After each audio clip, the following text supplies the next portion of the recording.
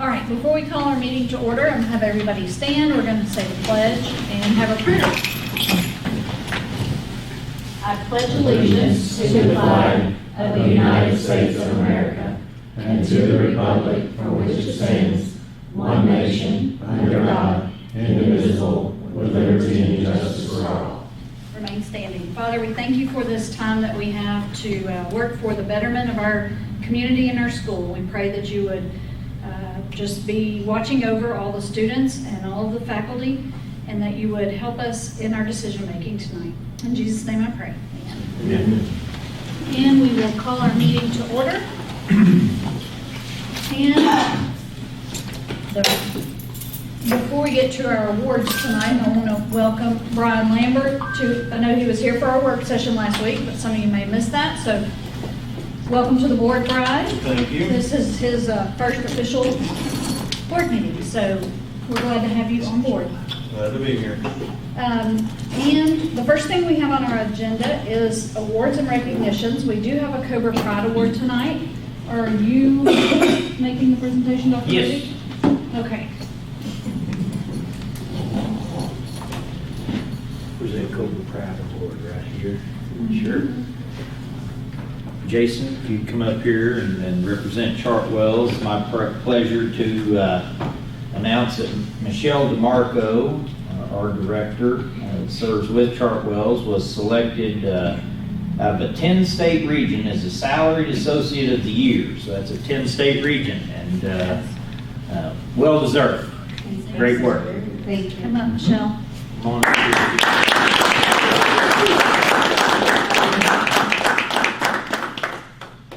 And so what do you have there? And so she gets this trophy, and it says the 2019 Central Region Salaried Associate of the Year for Charles K-12. Michelle DeMarco is the director for Fountain Lake School District. She was chosen, nominated by me. I'm her district manager for the state of Arkansas. And it's out of 211 nominees, she won first place. So we're just so proud of the things she's done here for the school district, and congratulations. Stand right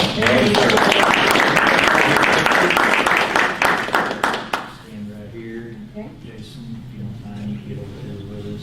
Give you this. Get all your hardware out here. Thank you. That is awesome. All right, 1, 2, 3. All right, very good. Congratulations. I'll send that to you if you need it. Just go check with him back there. Thanks for coming tonight. Thank you. You bet. Appreciate everything. Thank you for dinner. Congratulations. Oh, Very yeah. good. That's fantastic. Yeah.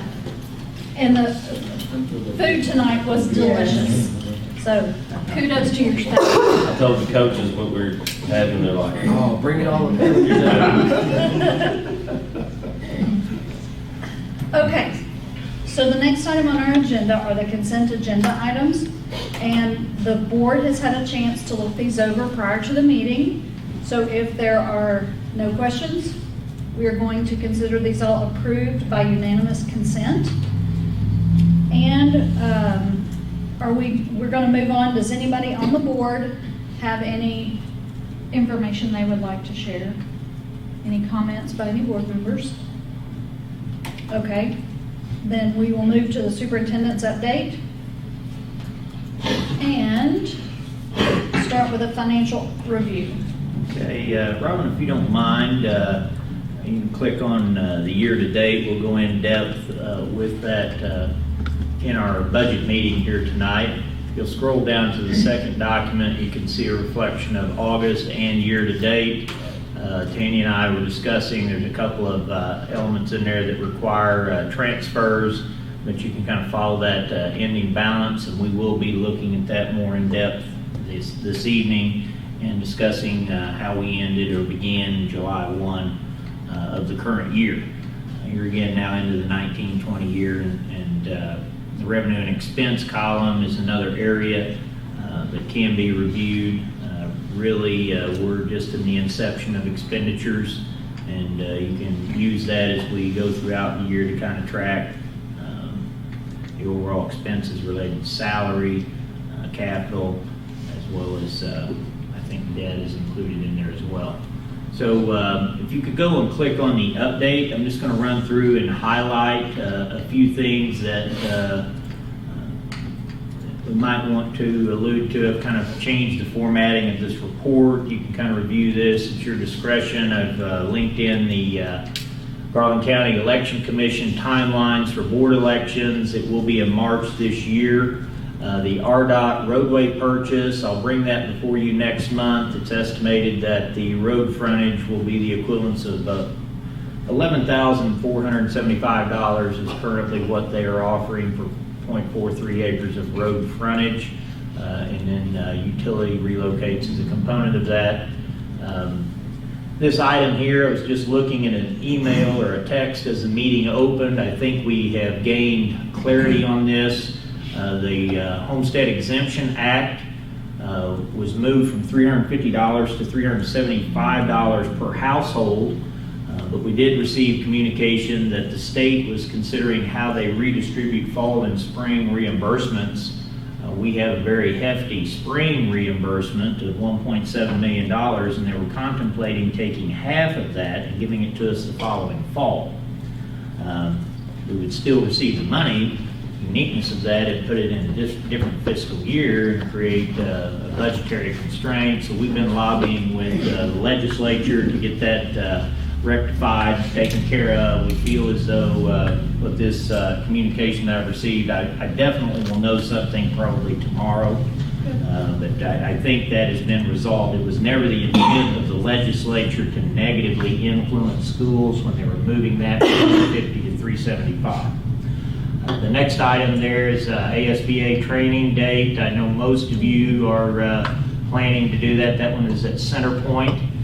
Garland County Reads, get that on your calendar. It's coming up October the 8th. Education Council is a group of Garland County superintendents. We do meet with our elected officials and talk about educational issues, and that will be our next meeting. And then I was nominated and have served for the Garland County superintendents on the actual Board of Equalization, and so that's been very interesting to see the constraints around property assessment, and individuals actually come in and protest the overall assessment ratios, and we serve as a board. Has to have an educational representative along with Tom Bryant serves and represents the village, and then there's 3 realtors on that board. So it's a diverse makeup, and I've enjoyed serving on that. We've met approximately 10 times here in August and September. Mentioned to you, Answer the Call. That is a coordinated effort among school districts and the Hot Springs Village Community Foundation, and our goal there is to streamline how we can bring volunteers into the educational setting and support literacy across North Garland County, and see what we can do to change the dynamic of households and improve student learning as a whole. So that partnership is continuing. This is a very serious issue. You've probably heard something about vaping and what that is doing to impact adolescents. I'm going to be attending a meeting with Leslie Rutledge with the Attorney General's office to really review the impact that this is having on schools across the state, and it is our hope that there is some degree of legislative action taken to minimize opportunity of harm for our children around vaping. And so wanted you to be aware of that. I think it was Sheila that mentioned the ATRS meeting. I went and spent time there, and so they gave a report of APERS, ATRS, all of the defined LOPers, or I believe, what is it called? The Police Department Retirement System. I can't remember. LOFI. It takes care of the fire department officials as well as the police, state police, and so they presented on each of those defined benefit plans. It's a joint legislative committee that is listening to retirees and the current workforce, and so that was at Hot Springs. It was informative and well attended, and it looks like the ATRS program overall is in good, sound financial condition. The legislature is doing a statewide tour and really looking at how they support retirement benefits long term based on the age maturation, the average individual is living longer, and so they're having to look at those schedules, if you will, to make sure those benefits support the next generation of retirees and the next generation of employees in that regard. We met with the classified staff in each of the divisions within the building and really just looked at thinking about compliance with the Fair Labor Standards Act and making sure that we have identified in the time cards appropriate breaks, as well as an unpaid lunch opportunity or commingling the breaks into the lunch, just a couple of different ways that can be handled. And I met with the principal, each of the building principals and the aides within the buildings, and had that conversation and kind of talked to them about our work this fall, where we're going to look at the classified salary schedules as a whole. And none of that would impact the current year, but it could end up being a potential recommendation for next year. So wanted to meet with them first, and face to face, because I didn't want them hearing something in that regard about us considering looking at those schedules. Did give them a timeline that we'd roughly try to analyze that, involve PPC, and complete that process this fall. So that's kind of what we communicated to them. And then the Governmental Affairs Committee in the village, I've been attending that for about 2.5 years now, and annually they come, they bring their meetings to the schools. And so this year they're doing them a little bit later in their format. Jessieville is coming up here in October. Ours is actually in November, and so I may not be able to attend. That's the same day that some of you are going to the summit up in Fayetteville. So I'll, when we get a little bit closer to that, I'll let you know whether I'll be attending with the group or not. And I think we have 3 members of the board at this point, I think, committed to attend that. Is that correct, Robin? Okay. All right. That's an overview of my report. I'm going to turn it over, I think, to Mr. Campbell. He might have a couple items to mention. Okay. You have your, we went ahead and put the PLC early dismissal schedule up there, so you can see what the buildings are working on. You go to the rock, click on it, probably already have, so you can see what they're working on. We have a little link there to the LEADS 2.0, which is the Leader Excellent Development System, and that's the evaluation system for our principals. And we just wanted to share with you that we did some training on that last week. 2.0 indicates we're on our second version.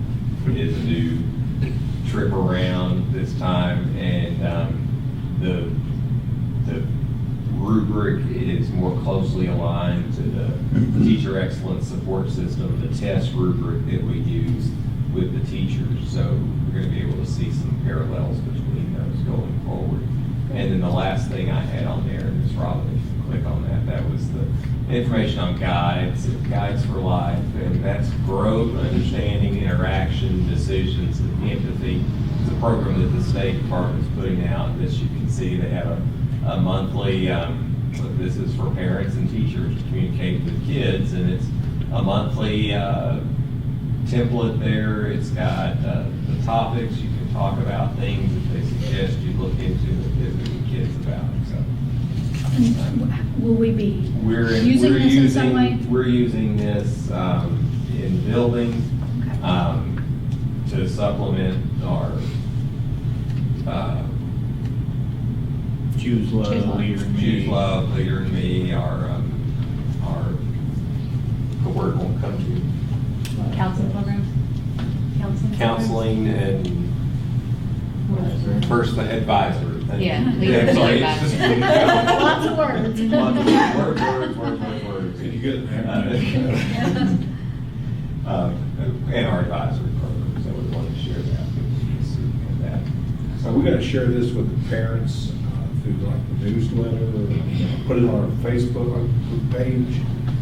Not real sure how we will, but yes, we will. I mean, this is our inception year. This was kind of came out and was announced, I think, in May. We kind of got a first glimpse at it this summer, and so we're really determining how we want to integrate this. It does go to grade band curriculum levels in terms of introduction. It's relatively in-depth if you want to get to that level. We do feel like we can make it a part of our parental engagement program and really engage and at least allow parents to be aware of what they can use to assist them in the element of parenting. Sorry, I couldn't find my words there. That's what I had. Okay. Hayden, there you are. I was looking around the sea of purple for you. So this is GovDeals. This is a new service that we are, or schools across the state are finally eligible to use. This is for about the past 2 years, schools are eligible to sign up for this service. It was about a 2-week process just to get accepted, to prove that we were a government entity and that we were a school. And there was a pretty good paperwork process, and any old surplus retired items we were able to now sell for auction. So any retired school vehicles, very high mileage with blown engines, bad transmission, whatever it may be, we can now sell on a surplus website. I found this out from Jeff Britt over at Lake Hamilton School District. They had about a $200,000 profit last school year just from surplus items. Now they have a lot of old stuff, so we're not going to have that high of a profit. More than we do. But we have listed 7 items, and 5 of those already have bids on. We have 2 old school vehicles that have been sitting on the shed for about 2.5 years. Both of those have bids on them. We had an old UTV machine that was used for trash pickup, things like that. One of our janitorial staff used. And already has 6 bids on it. Anything from pallets, anything from old concrete stops that we have just sitting around in junk piles, up there. Go up there to the search bar and type in Fountain Lake, and you can see the items right up there. If anyone wants to bid on something, this is all you have to do. That's right. And this is a great thing for schools. We've been told for years that we're not able to sell purchased products, and finally, this is an auction service that we can utilize. That's good. Yeah. Yeah. Well, good. That's good. I mean, it's better than letting things just sit here. And that's the biggest thing. You look like that playground slide. You look at the wood pallets or even the concrete stops. Or even right there, that 7-foot storage container, that thing's probably 20, 25 years old. And I put on the description, we will not move, we will not transport, we do not have a forklift to move it, come get it. So I list for $50 and it's up to $111. Hey. Right. I mean, it clears space. That's right, that's the biggest and, thing. Returns a few dollars. Uh-huh. Go. That's good. GovDeals.com. GovDeals.com. slide. Mhm. Everybody go check it out. A very easy slide. Honestly, it's, in that process, we learned that you can even take items that, you're going to be discarding, such as maybe an old set of cheerleading uniforms. They would be very valuable to some families, and so you can place those on here and people can actually bid on them. Wow. And the biggest thing, you're targeting every state in the U.S. You're not targeting just Arkansas. So you'll have people, Jeff was telling me at Lakeside or Lake Hamilton, they were only getting, maybe $1,500 for an old bus. When it's posted for everyone in the U.S. to see, he has people from Maine coming down, from New York driving down just to get these buses.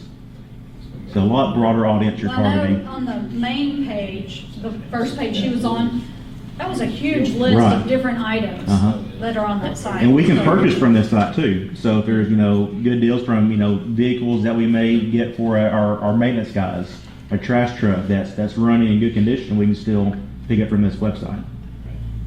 Cool. That's very informative. All right. So that was your only That was favorite it. item? Okay. The school election calendar is And I posted attached. it, yes, it's there. So for those of you who will be running in March, you can actually be circulating petitions right now. And that will be Lloyd and Brian. You can be circulating petitions, and those have to be turned in the first week of November, basically. So anyway. Yeah, yes, Right, crank one out. yeah. You brought the air down. Okay.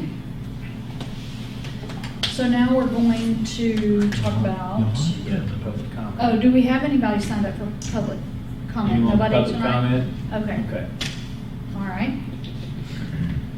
Then we are going to, okay. So we have, Corey, we're going to start our motions for new business. If you will read the first one for us.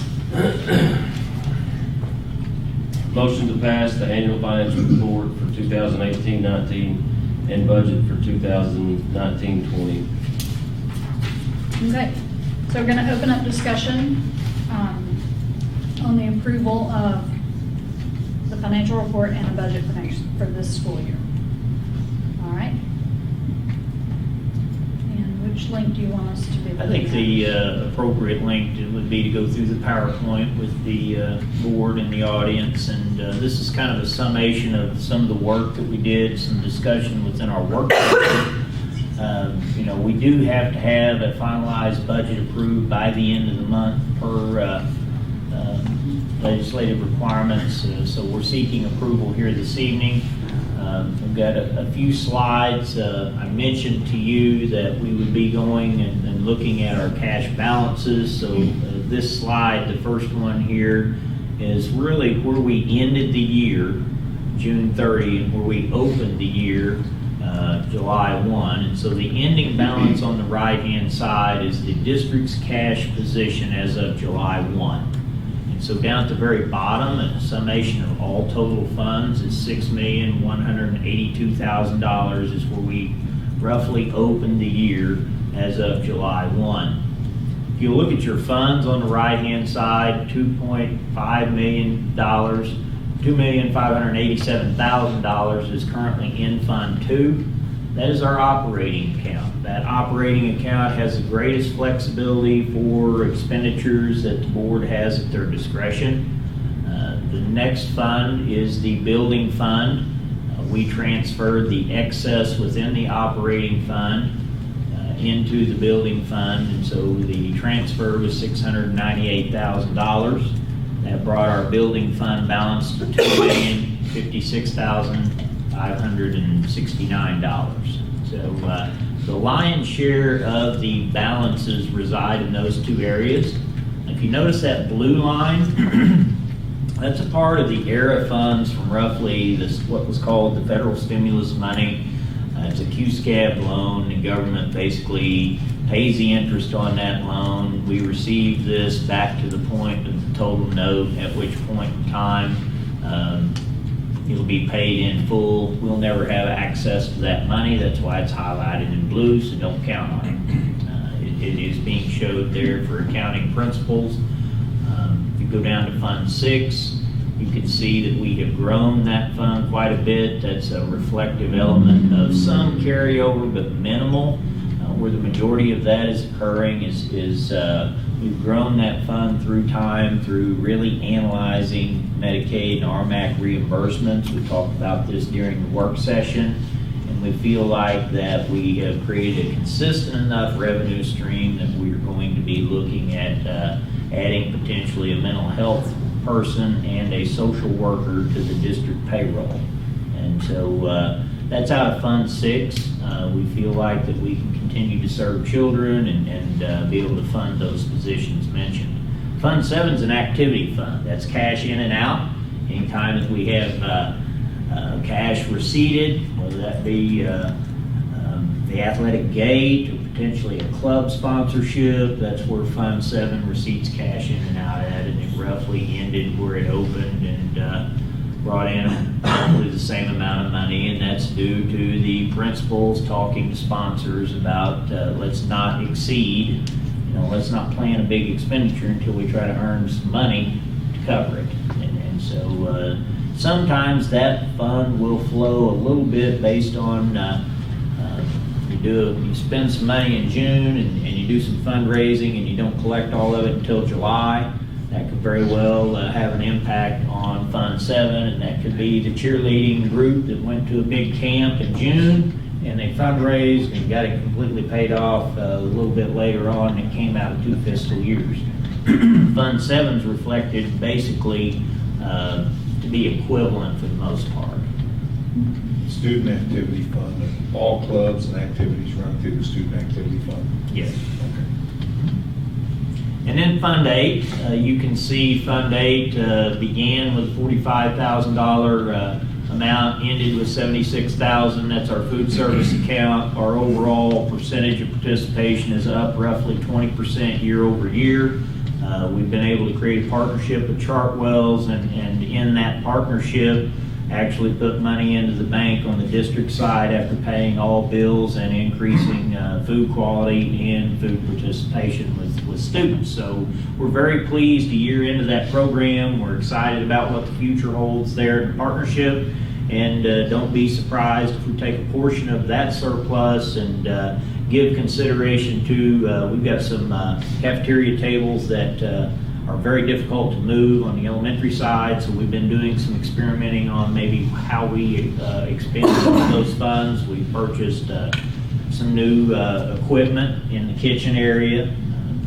We're trying to kind of utilize Fund 8 to a certain extent and use district expenditures as well to improve capital improvement. So that's a summation of 8 funds. What I would tell you is that we were able to grow our balances year over year from roughly 5.4. It's covered up. Yeah. Yeah, it's a slide. Hit exit right there. No. Okay, you can go back to present. I'll pull it up. Yeah, it's 5.43. 5.43 million to roughly 6.1 million currently when you look at all funds. What I'd like to do at this point is stop and see if there's any questions in regards to the cash position of the district currently. Any questions? I think we covered them. Okay. The second slide is just a summation. I wanted to kind of highlight some elements around revenue that's affecting the current year budget. I think some things that are noteworthy is that the overall assessment increased. I did not list student enrollment, but it relatively stayed flat. With the increase in assessment and enrollment remaining flat within the divisor, it put us outside the state foundation formula. So we're not receiving state funding this year. Last year we received a total of approximately $218,000 out of our budget, which is very minimal. But this year we will not be qualifying for any state formula funding. Identified already the increased RMAC and Medicaid funding, as well as an increase to the food service funding. That's kind of just a brief overview and summation of revenue. Action taken within the budget back in June. There was action taken towards the 1920 budget to place $500 into the base rate of pay, tried to modify across the board classified staff salary schedules by approximately 3%, equating to what the teacher base rate of pay increase was. Overall, you saw in work session, there was roughly restructuring of the staffing model, a savings of $255,000 prior year compared to the current year in which we're in 1920. I did go ahead and add in here that we're trying to have an academic support program and to utilize some tutoring before school from 7 to 8 and try to do some things after school. We'll monitor that to see what our participation rates are this year. Right now, I think that's occurring at the high school level, and I'm not sure. It's been discussed. We'll see if it expands down into lower levels or not. In this budget currently that you'll be looking at, there is an allocation for one school bus. We've added the social worker into the budget along with the mental health counselor, are all components of the current budget you'll be reviewing. Any questions on summary of revenue or expense? On that tutoring, how many kids per teacher do y'all expect or have? 'Cause I know last year, we paid for tutoring on our own. There's so many kids That go. that go. Right now, we're offering it, I believe, I don't want to speak for the principals, but I know what we're offering at the high school level. We had 4 individuals that was willing to come in, and we've had probably less than 10, 15 students at this point. So ratio's been very good at this point. We'll continue to monitor it. At the middle school, do you want to mention anything that we're putting there at this time or have in the past? Well, we've usually done an after-school, Tuesday, Thursday. Currently have some feelers out asking for some morning people. You know, anybody wants to come in and start. Right. And that'll be in the cafeteria. Instead of going to a specific classroom, we'd really like to centralize that within the cafeteria, use both sides of the cafeteria if needed, to kind of spread out and try to help kids. I know there were 3 for high school math. 3 kids. So you got to understand, we're just starting. Right. And, I wanted to get it as a point of discussion so parents would know it's available. And then, of course, they'll have to make arrangements in order to have their I child just there know prior to like lesson. last year, I think if I'm not mistaken, it took off pretty good last year. Because there was some kind of tutor, I think it was middle school. It would have been because mine was in middle school. Mhm. But I think it took off pretty good. But I heard just through the grapevine that there was so many kids. You couldn't get any help. I mean, if you got 50 kids in there, you got 4 Right. teachers, you're not doing any good. Right. I mean, I don't feel like you are. Sure. The kid's not getting them. So it'll be interesting to see how many show up. Right. How many come. And then, of course, we don't want to forget what we're trying to do within the instructional day to support students with response to intervention and other avenues. We just felt like we wanted to extend that day for those that felt like they needed additional assistance. Any other questions or comments on expenses or revenue? Let's kind of look into the budget document itself, if you don't mind. So what we're looking at here is we'll just kind of go through the revenue side of it. First area that you're looking at is where Fountain Lake collects their money, local taxation. We are estimating to collect almost $13.6 million. $13,546 is what we are proposing to collect this year. If you look at the column adjacent just to the left of that, that's what we actually collected this year was $13,282,000. So if we collected that amount of money, we're projecting to collect $13,500,000. I have a question. On the line that reads local funds above 25 mils, is that 104% what we actually collected in the 18-19 school year? You're not saying you're budgeting? No, that's what we collected last year. 2019. I clicked the wrong button. So 104% was the collection rate based on actuals from the prior year, and part of that was collections, but part of that above 25 mils was some other discretionary funds that kind of boosted that collection. So the 4 million that you are projecting for this budget, is it 98% or do you know? Are you It'll be basing- between 98 and 99 Okay, based on looking at prior history. okay, that's good. I don't know what he got into over there. They're getting it figured out. We'll just keep going. He is not allowed a computer. So going to the green screen, now you're looking at, if you think proportionally, the amount of state funding versus the amount of federal funding. you can see a true distinct difference in terms of, I said federal, I meant local, in terms of taxation, but you went from 13 million down to $1 million. So that breaks out, gives you a breakout of each and every area associated within the overall budget. Here again, you can kind of crosswalk actuals versus what's being proposed. We've conducted that work here at the district level, and then on the expenditure side, we kind of work with each division of personnel to arrive at the proposed budgetary figures. And the declining enrollment dollars, has the state confirmed that yet? Do they send you a notice or something that you're going to Yeah, qualify for that? it's been confirmed. Okay. This was a part of what was even, if you remember Ray Beardsley's projected analysis, the declining enrollment dollars were even projected in there. Okay. State, the only way that these funds would not be provided at state level is if they have a true shortfall in state government to the degree they have to facilitate what's called a withholding. At which point in time, any of this could be withheld at a percentage basis. And, Well, you know how they disqualified us from growth money? I didn't know if that same rule would apply to declining. it does not. Okay. And that has been rectified since then. So we are eligible.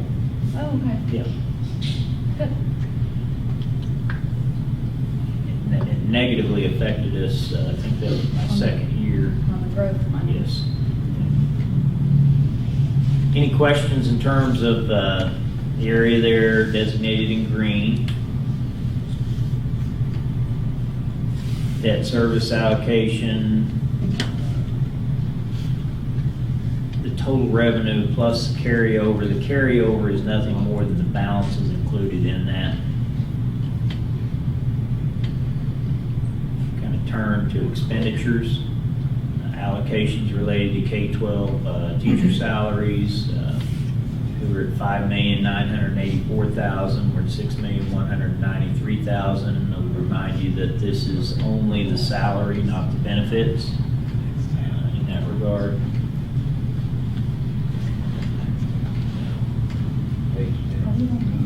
Well, you got it. Okay, that's okay. I'll follow her. Stay on all funds. You saw Fund 4. The bus is in there in Fund 2. You see that area. Continue on down, Robin. You should be seeing Fund 6 next. There's your mental health and social worker within those areas. I'm going to stop here and make sure everybody can catch up. What I'll do is I want you to check to see at the bottom of your tabs that you're in all funds versus funds 1, 2, and 4, because the budget is broke out into 1, 2, and 4, and it's broke out into 1, 2, 4, 6, and 8. So to see what Robin is seeing, down at the bottom of your page, click on all funds.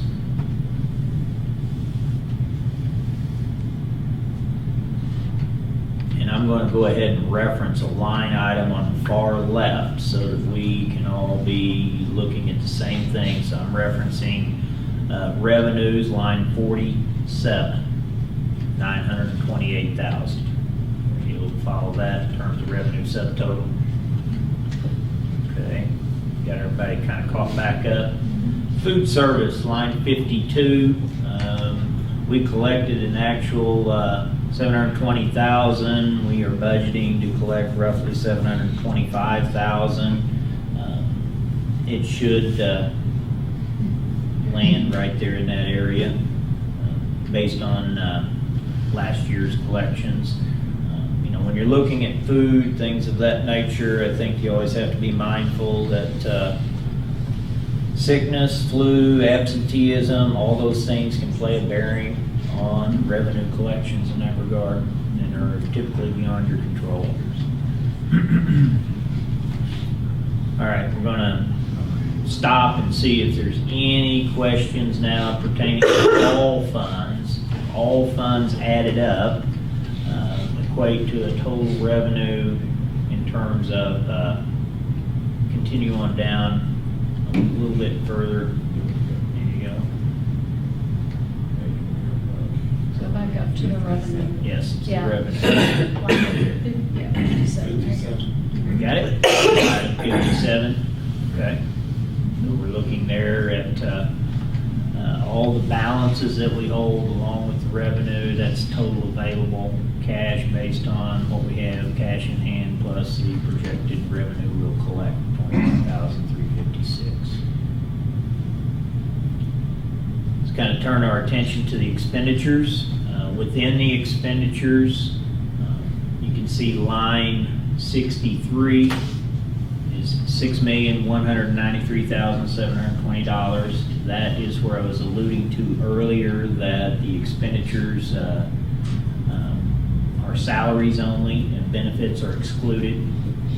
If you look at line 67, you can see benefits for certified and classified staff equates to $2,240,000. We roughly spend $10 million in this area. The majority of your budget will go towards the allocation of personnel serving students. Really, the areas that at this point in time in the year, if you had extreme uncomfortable, if you're very uncomfortable with the expenditure pattern in relationship to the revenue pattern, the only place that we could control the boundaries of that would be from probably line 69, 70, and 71. That is supplies and materials, equipment, dues and fees. We could possibly do some things with purchase services. But the other areas are already contractual and were approved last spring. I always want to make a note of that. That bus is included here in this area in the operating fund, Fund 2, as a component. I do want to kind of guide you to something that would show the structure of the budget in terms of flexibility. Stay right there where you're at, Robin, and let's look at line 72. Line 72 is reflected of the budget for 18-19 and what we actually spent in 18-19. So when you look at that, we budgeted roughly $7.2 million. We expended roughly $6.9 million. There's a gap there structurally within the budget of a couple $100,000. So when you look at expenditures moving forward, we're going to expend roughly $7.3 million is what we have proposed in the current budgetary year. But the overall structure of the budget is not changed dramatically. We've met with each division, all of the principals, transportation, maintenance, went through those processes. Each of them have kind of looked at their prior year actuals and what they think they're going to need for this year. But when you think of last year's budget overall, most divisions will not expend 100% of the allocation. So there's going to be a little bit of flexibility in there. So when you get to the bottom of this budget, it's going to look budget neutral. And I would tell you that there's more than budget neutral of $12,000 available based on the structure and the design of the budget. You asked a question about that collection. If that collection falls short on the revenue side, we have a structural element within the budget to cover us up to maybe $150,000 to $200,000. If we fall outside the revenue collection to that degree and our expenses go the other way, then I'm coming to you with some budget amendments concerned about where the plane will land. Right.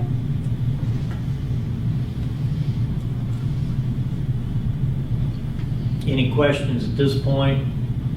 The yellow column is in page, we're on line item 75, alludes to debt service. In Fund 4, that's where we'll make our debt payment. So our current money that we have borrowed, you guys spent a lot of time on the board, specifically Cindy and Dana, discussing how much we had borrowed, when the payoffs would be. We talked about the 36, 37 payoff. We talked about a 25, 26 payoff. We're allocating roughly this amount of principal and interest to the closure of those notes. So that's the debt that we have to incur long-term.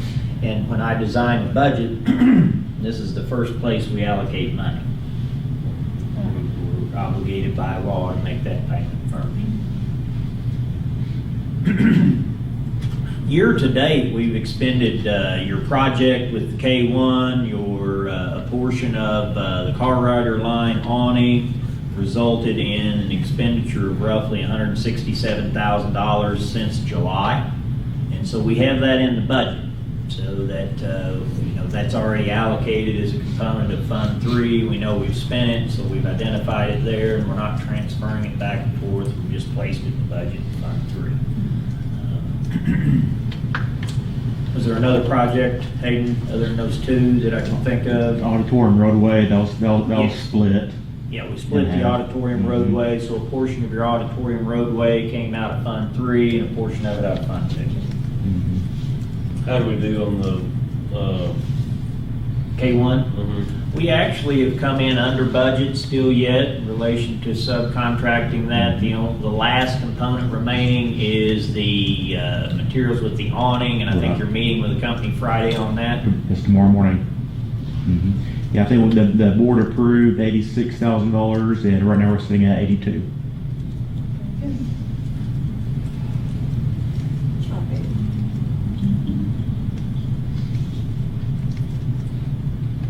Go to federal funds, you can see allocations of teacher salaries as well as classified salaries.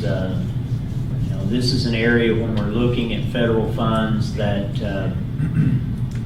if we have to be very careful in this area not to expend local effort in an area of a staffing model. When we spend local funds to fund, it is determined at that point that we've identified it as a program, and we're no longer supplemental to the overall program. So anytime we're coding the staffing model, we watch this very carefully, because at times, if you're not watching this closely, you might not be able to spend your federal money as well as you would like to for student needs. So anytime you're hearing supplemental services, that's what we're talking about in Fund 6. So that could be line 85, line 86, or it could be a purchase service there in line 88. In the area of line 89, and this is where we'll be coding down here in this area. Well, it'll actually be staff salaries. It'll be line 86, but the mental health and the social worker will be paid out of the revenue allocations that we've been generating in the Fund 6 area. And so our goal would be to fund that and see if we can support that through a 3-year window, and then evaluate the impact that has on our student population, and if we're addressing the concerns with, as far as social and emotional needs, and supporting our counseling department in that regard. And do we have any idea, time frame of when we might have these people chosen? What that would look like would be, with the approval of the budget tonight, it gives us we have the latitude at that point to advertise. Once we begin the advertising process, we have not done significant research. We've come with some estimates in the $40,000 range, potentially $50,000 range for the mental health specialist, just as soft numbers, but we will want to spend some time talking about duties and descriptions, look at other districts that have a social worker, mental health specialist, see what those duties and descriptions look like, and really think about what we want, design that, and then advertise it, and not advertise, hire, and then design. Okay. So timeline on that, we Probably would. first of the year? Well, I would want to have this person in place. My goal would be, definitely November. Okay. I'd like to have them on board before Christmas. We can come out of this meeting and really think about what we're looking for and what we want, and start advertising. interview our candidates. My goal would be to bring someone to you in October. If that's too quick and we don't feel comfortable, then November.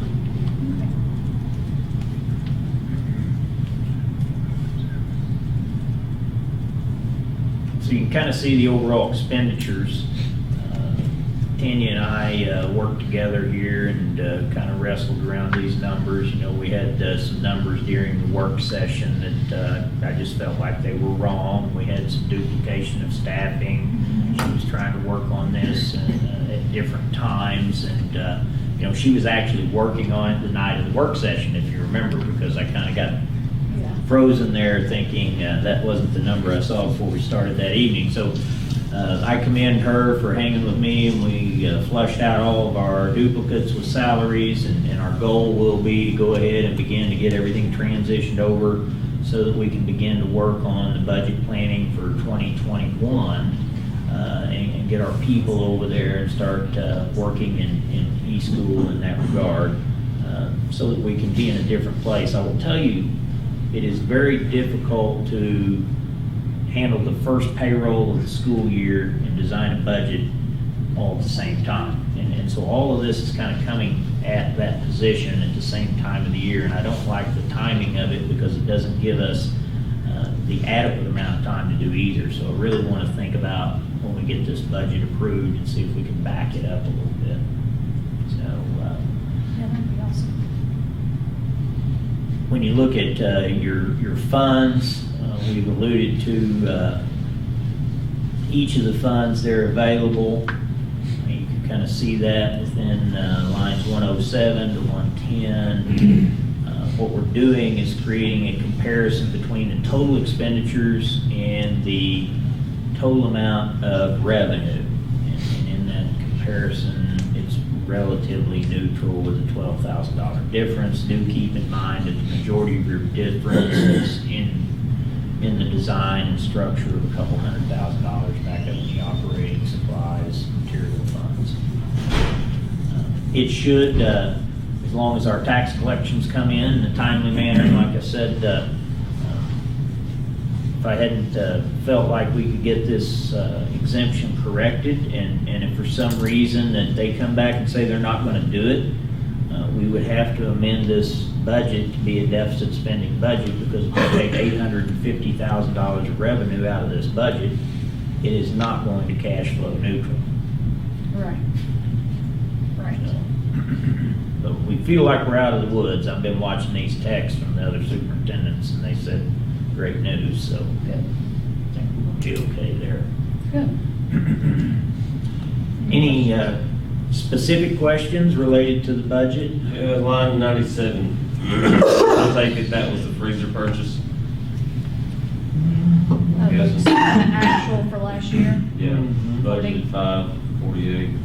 and we spent. Could have 48. been a portion of those funds. I would say it was probably more than that. Could have been some of the tables we added. We added some pass-through. The freezer, I think, was short of 10,000. We added. I think it was around 30,000 in equipment, and then the cooler came around, I want to say right at 12. 12. Okay. Maybe So it was 13. a blend, yeah, but That's probably where all the equipment, yes. Yeah. Just make sure we're not, And when we're at 4150 for this year, Right. we shouldn't be at 48 next year too. Shouldn't be, you know, if we get real serious about wanting to do the cafeteria tables, we'll look at possibly taking a portion of the revenue that they build. I don't know where we're going to be with that expenditure. We've just kind of budgeted what we did in the prior year, not knowing what we're going to end up doing this year. I don't think we'll have, you know, we've designed a grab and go. We've done several things. We've really got our program operational. Outside of cafeteria tables, that's really the only area I think we would be doing anything other than cosmetic painting, things like that, you know, that we're wanting to kind of enhance the experience. They've been doing student choice here lately, not really any money involved in that, just trying to get kids input on what they want to have in the menu. That's why they're coming home wanting input at the house. You need to let Michelle talk on that real quick, if she doesn't mind. Yeah. yeah, tell us about that. Today, we actually did our first student choice voting. So for the first couple of months throughout the year, we've been running a station that has themed concept meals. Like this week, we're actually doing Indian food, so we're exposing the kids to Indian food, Asian food, paninis, just wonderful concepts. And so they've been sampling them the first month of school. So we did our first voting, and we had, between the middle school and the high school, we had 322 students participating in the voting today. So during lunch, we gave out samples of the first two concepts they get to vote on for being on our menu in the month of October. So they had the choice between bok choy, which is an Asian concept, and made to melt, which is a panini concept. And they had samples of both, and they have picked made to melt by 60%. So that will be in our October menu. That'll be our concept for October. So it's really exciting. And we'll do that every month. Let them decide. That's awesome. And to have that much participation, you know, is really cool. Yes. That's awesome. We're coming to eat. Yeah. Come and have paninis. Any other thing that maybe we didn't discuss in the work session we need to bring up as a group? I want to kind of shift, you guys had mentioned, if you don't have any questions there, I want to kind of take you to, this is the structure of the budget in the current year, and I want to kind of crosswalk you into, you have some balances available. Every district needs a rainy day fund. In the analysis, I feel like we're in a position to target funds. Go ahead and pull up the capital improvements. Go back, Robin, to the PowerPoint. There you go, and go down to the next slide. I did want you to see that note that we're not making any decision in this area tonight. We're just having some discussion. Kind of go back to the other one, if you would. The green is everything the work that we accomplished. So if you want to kind of see individual, you want to know what that may have run, Hayden has done the best he can to kind of describe individualized expenditures. I think it's important for our community to know what things actually cost, and this is a great place for them to go see them. So a lot of different projects going on, and they all have a price tag on them. And so it gives everybody a chance to kind of see what work has been completed. We do our very best to acknowledge everything that we complete, and if we've left something on, it's not intentional, it's just an error. And go then to kind of what we're thinking in terms of if we were to target the three funds that I mentioned, hit 1920 there. On the right-hand side of lines 2, 3, and 4, you can see Fund 3, Fund 6, Fund 8. So when you're looking at that, what I wanted the board to just think about tonight, and it's not a component of the motion. So the motion that was rendered was a motion to approve the budget, not this specific concept of capital improvements outside the boundary of the budget. We had discussed wanting some numbers associated with some different line items. So in that, the capital improvements, when you open that up, I'll catch up here so I can make sure I can see the numbers myself.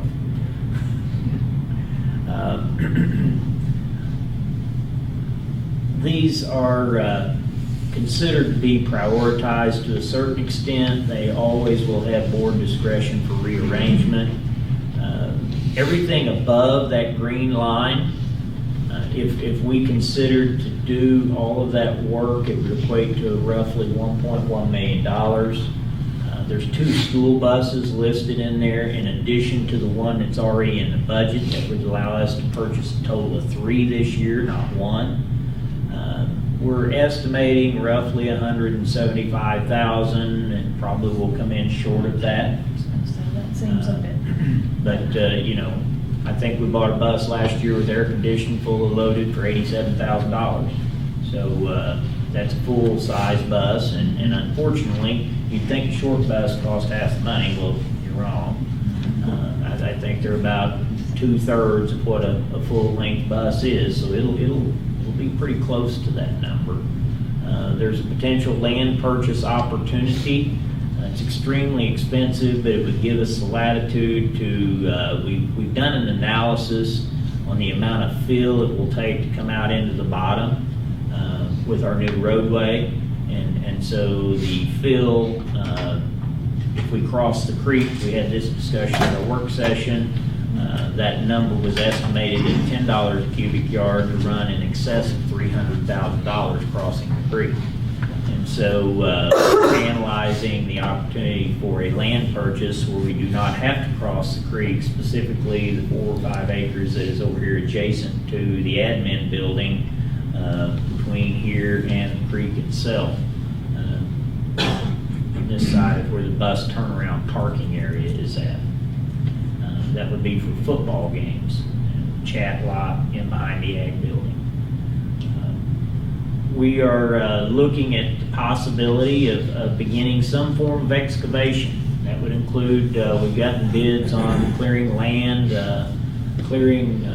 of all debris at roughly between $6,000 and $7,000 an acre. And then from there, we would contemplate, one, how much land we would want to clear, and then two, how much we would want to then cut and fill. And you're referencing there the 20 acres behind the press box? Yes, and the potential? The potential land purchase would probably be targeted first because it's closest to the road. Okay.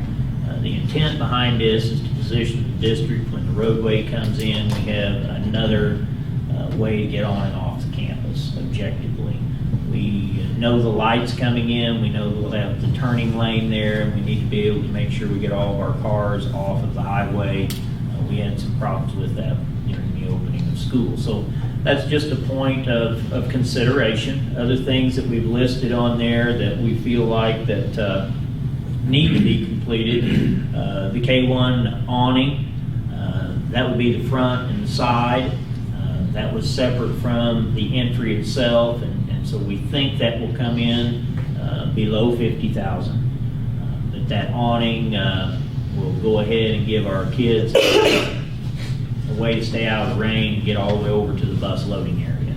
That's kind of the intention. It'll wrap 2 sides of that building. It does not cover the face and drive side, correct, Aiden? That's correct. So that's just for that front part and the side Where parts? the new door is? Where the new door, front of the building would be covered, along with the side would be covered. You've got to remember, I'd say that's steep.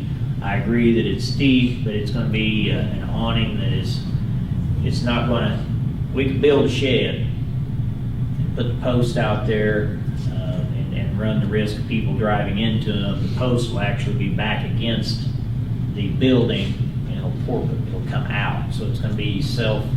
Did we prepare for that whenever we did all that concrete work in front? Yeah. And when you say the side, but you're not talking about the road side. Side of the building. The face and drive side? The opposite side. There's an area of the building by the window, when you walk around there that's uncovered, we'll cover back over to the building. Oh, I got you. Just a little section. Okay. I don't know how many linear feet that is across the front of the building. You're meeting tomorrow. We'll meet tomorrow morning. Too, I can resend from our Promoda studio what Danielle, our architect, spec. I can always forward that to you guys as well. You can review what the awning's going to look like. Okay. Another item in terms of that it gets heavy utilization and we could expand the usage of the facility. It will probably, if we're going to invest in this, regardless of whether we do or not, I was kind of looking at that building. There's some areas of that building that need tuck pointing, and that's the PE gym. And so we need to look at that building structurally. It was probably the only building that we had, other than the modulars, when we did our master facility plan, that the architect indicated that could be a building you could consider tearing down at some point if you built. You remember we had to build out new space in terms of the new elementary school, and that design of like a K4 structure, we would replace the square footage space and take that building down. Without building out new space, we cannot afford to take it down. We have to use it. just have too many activities in large space areas that if you look at our facility usage, it's used a lot. So the cooling would be, just a mirror image of what we put in the gym. Same company, we've already spec'd it out. We do have adequate power in that space, so we're not having to run power to it. I think that's very necessary. Up and in there is not fun.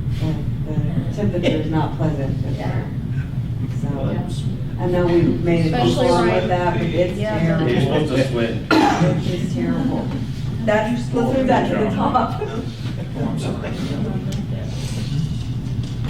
Also, on there, Dana mentioned item 6, I skipped over that. The retaining wall would be up near the car rider line. We've got an enormous amount of erosion occurring there. It's going to eventually affect our drainage system. It's, if you're driving past the auditorium, turn the curve by the cafeteria, you're coming up through there before you take a left to go up the hill. On the right-hand side right there, we would be putting a retaining wall in from where the hard play kind of begins for the elementary level, and then take it on up almost linear feet. You'd be going almost up to where the car rider line. It was 144 foot, so roughly 4 foot longer than the retaining wall that just went in on the auditorium. Right. Oh, so it's on the right side. Yes, On the right it's the side. right side. If you look at that area, you'll see that there's a big culvert there. We're getting a lot of erosion and drainage and a lot of rock and debris down in our drainage system. And so we're wanting to get that retaining wall in, because we're also getting a lot of the pavement. When people drive on the edge of it there, it's eroding that pavement out. That's where it's at. You can kind of check that area out here again tonight. Not making any decisions on this concept, just trying to introduce it further. District intercom, Hayden, you want to allude to that, what the objective would be there? Right, we're just trying to unify communications across the board, not just for emergency situations, just announcements in general. If we're trying to make an all-call in our high school, that all-call should go to our agri buildings and field house, as we expect, we expect it to. Back years ago, those lines have gotten cut. Back when we did asphalt pavement in the past, we do have fiber optic to all these areas. So that's one that cost is, it seems like $75,000, but realistically, if our infrastructure was on a place, you could save $250,000 very easy for a full system. Right. So our infrastructure is already in place. We're going to be piggybacking off the existing wiring to the intercoms in the classroom. We would just be replacing the head ends, what they would call it, for each building, and just to unify our systems across the board. And that would pick up some of these areas that we currently do not have intercoms, such as Correct. field house, agri, some of those remote Right. locations. Mhm. Those more than that. Busbarn is not a part of this because we don't have students in that area. We have our own internal intercom up there, but nothing that links into the buildings. But in this process, we do have fiber optic up there. So if we chose Could put it to, there. yeah, 300 extra bucks. Sorry, Bill. But I don't know that your estimate included the bus. It didn't. I mean, for that head end piece, 350 bucks to add that to the bus garage. So So that gives us just some things to think about. What I would share with you is not listed in here is your operating fund balance at 2.5 million. And so what you're looking at is you're targeting your building fund and potentially some funds within Fund 6, 8 somewhat irrelevant. But I listed all 3 of those funds because those funds are technically restricted to a certain extent, where the building or the operating fund is not restricted. What I'd like you guys to do is have some dialogue with each other. I would like to kind of sit down and get your perspective on this list. Is there things here that we're overlooking, number one, that need to be on this list that you know that community members have mentioned to you in the past? Maybe there's some real questions around the why of something that's items on the list. We want to have those conversations as well. This is truly not time sensitive to any degree, but it is something that if you design an expenditure plan of $1.1 million, the budget would be a deficit in the current year. And you'd be using existing fund balances to carry that through. So with an approval of this level of a list, it's going to eat into the Fund 3 balance and potentially a little bit of the Fund 6 balance is what that would end up looking like when we get to next July. With the intention of that, we mentioned at the onset of the meeting, we roughly have $6 million in the bank. My first year, I run an analysis, and to make payroll year-round, bare bones, you need to safely have 1.1 million. And so there's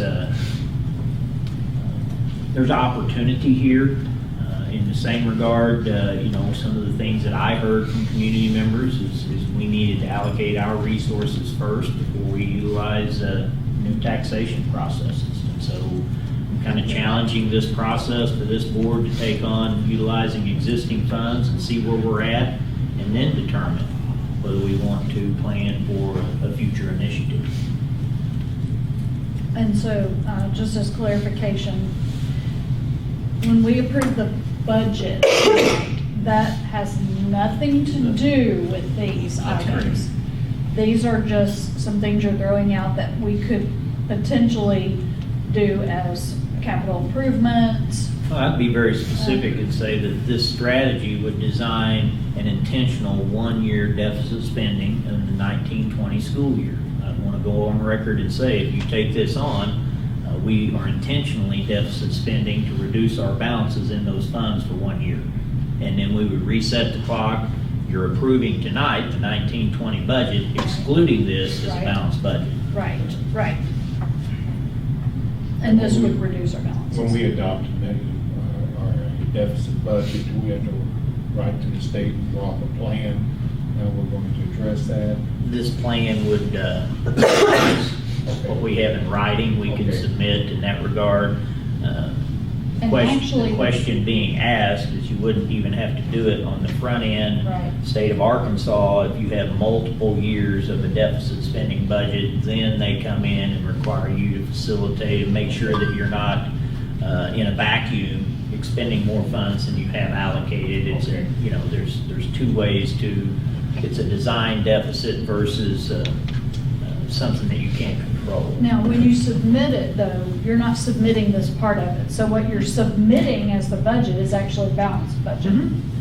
Okay. What So what you're they'll voting see on at the end of the is, year, if we were to spend that money, at the end of the year, the state would see that our total balances have declined. what we would do is if you agree to this design, you would come back in the month of October, we would make a motion to amend the budget and include the capital improvement plan, take action on it, vote on it, and then you Okay. have a new budget. That's how That you do would it. submit. Yeah. Okay. The board will take action before we would go with the plan, so it would be an amendment to the 1920 budget in the month of But October. right now, this is just, we're just talking. Yes, Right. it's just discussion. The actual budget we're gonna approve is the one that's balanced. Robin, go back to your PowerPoint, please. And go back one slide. The motion alludes to the 1920 budget as written in the slide. Yeah. Okay. Corey, I just went back there for the audience to say that what your motion alludes to Right. this. Right. Okay.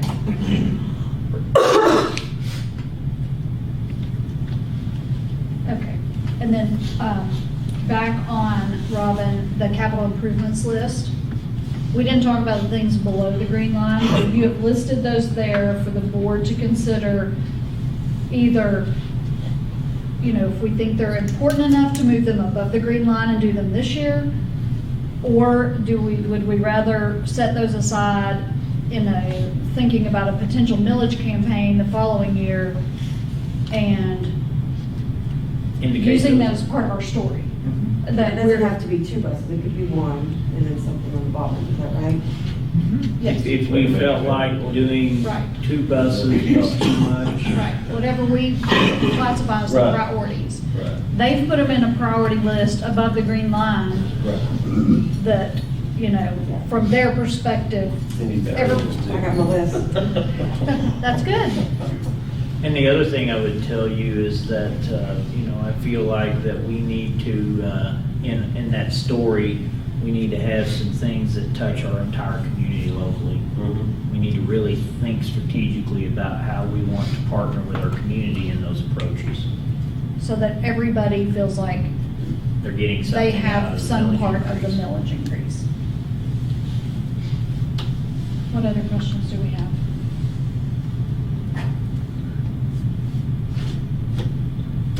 All right, so if there's no other discussion on the budget, we have a motion to pass the annual financial report for 2018, 2019, and the budget for 2019, 2020.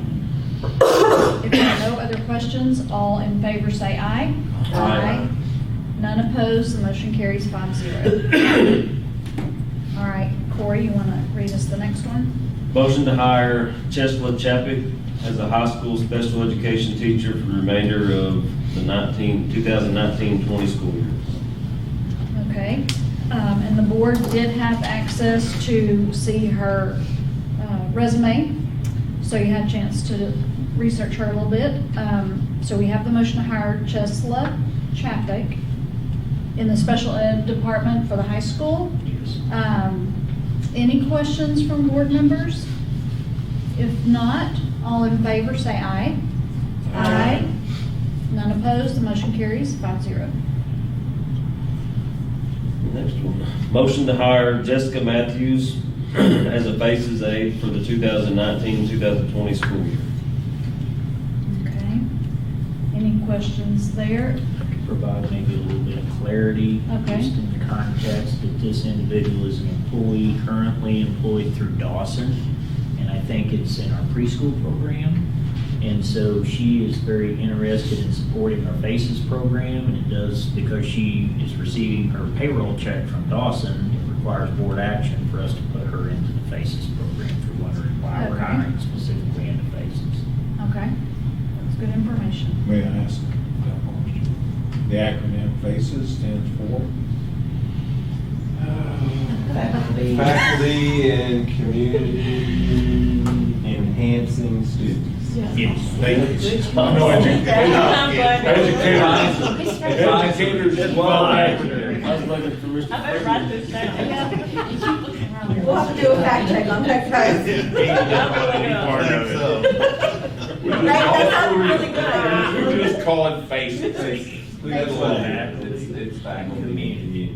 And so she's an aide, like, She's an aide in the preschool classroom with her. no, but APC. like, with this and FACES, an aide Should in be what? working like any of our people that work On after FACES. school in the FACES. Our class, people, and- Yes. our people he just puts them on a time card and they just work. But Right. she's not on our payroll And to that's be on why. a time card. So we have to have this motion to place her on payroll. Okay. Yes. Okay, good question. All right, we have the motion to hire Jessica Matthews as a FACES aide for the remainder of the school year for 2019-2020. All in favor, say aye. Aye. None opposed, the motion carries 5-0. Are there any other items the board members know about? If not, we're adjourned.